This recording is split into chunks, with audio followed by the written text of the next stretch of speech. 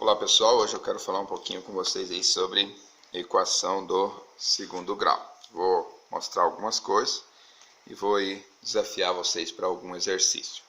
Tá, a equação do segundo grau, ela é dada da seguinte forma.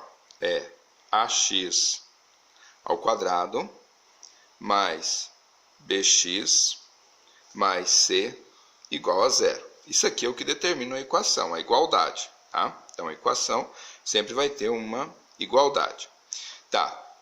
O A, B e C são coeficientes, são números, né, que pertencem ao conjunto dos números reais. O A, numa equação do segundo grau, o A tem que ser necessariamente, obrigatoriamente diferente de zero. Tá? O A não pode ser zero.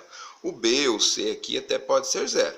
O A não pode ser zero. Por que que o A não pode ser zero? Tem que ser diferente de zero. Por quê? Pense bem. Se o A for igual a zero, né, todo número, vamos supor que x aqui seja 2. Todo número multiplicado por zero é o zero.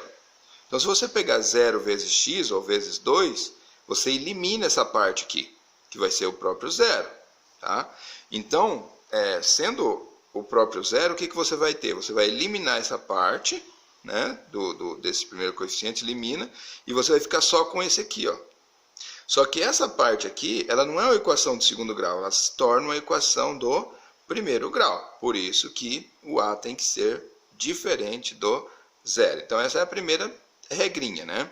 Por que a equação, por que a gente chama de equação do segundo grau? Exatamente porque o maior expoente é o 2, né? Então, ax ao quadrado, ou seja, ax elevado a 2. Então, o maior expoente é 2, por isso nós chamamos de equação do segundo grau. Se o maior expoente fosse 3, seria uma equação do terceiro grau. Tá? Então, essa é a regrinha aqui. Tá? Então, o que mais que nós precisamos saber aqui para resolver uma equação do segundo grau?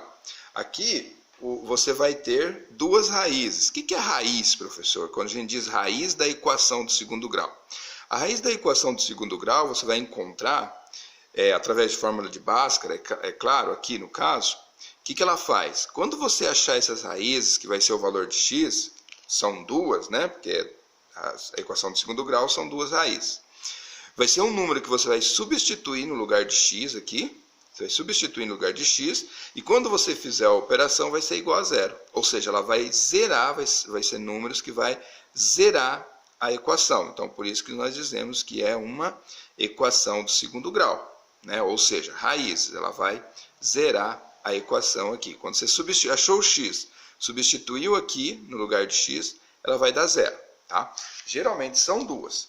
Professor, como que? Geralmente não. Se é uma equação de segundo grau, são duas raízes, né?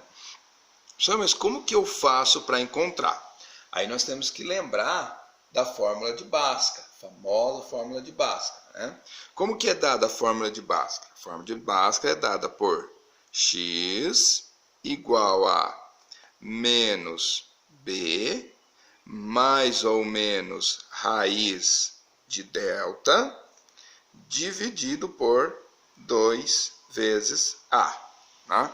Então tem um pessoal, o que eles fazem? Eles colocam o delta já, a descrição de delta aqui. Por quê? Quanto que vale esse delta?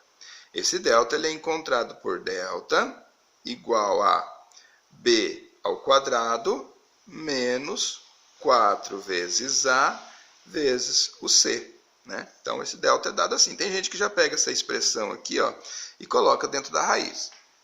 Não tem problema nenhum, né? E já tem um pessoal que gosta de calcular ele à parte, depois coloca dentro da raiz. Então, dessa forma, quando você faz essa operação, você resolve, você consegue resolver e achar as raízes, né?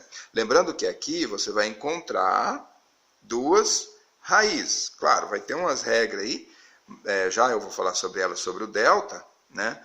Que vai te permitir quantas raízes você vai encontrar. Vamos já falar aqui. Por exemplo, se você calcula o delta, vamos supor que o delta seja um valor igual a zero. Vamos supor que você calculou o delta aqui e deu zero. O que isso diz para você?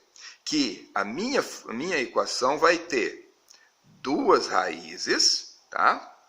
Duas raízes. e elas vão ser iguais, duas raízes idênticas ou iguais, né? Delta igual a zero, duas raízes iguais. Se o delta for maior que zero, você vai encontrar duas raízes também, tá? Duas raízes, e elas vão ser diferentes, tá? São duas raízes diferentes. E se esse valor aqui, o delta, for menor que zero, você vai dizer que não tem raiz nos números reais. Não existe raízes reais, tá? Reais. Não existe raízes reais. Por quê?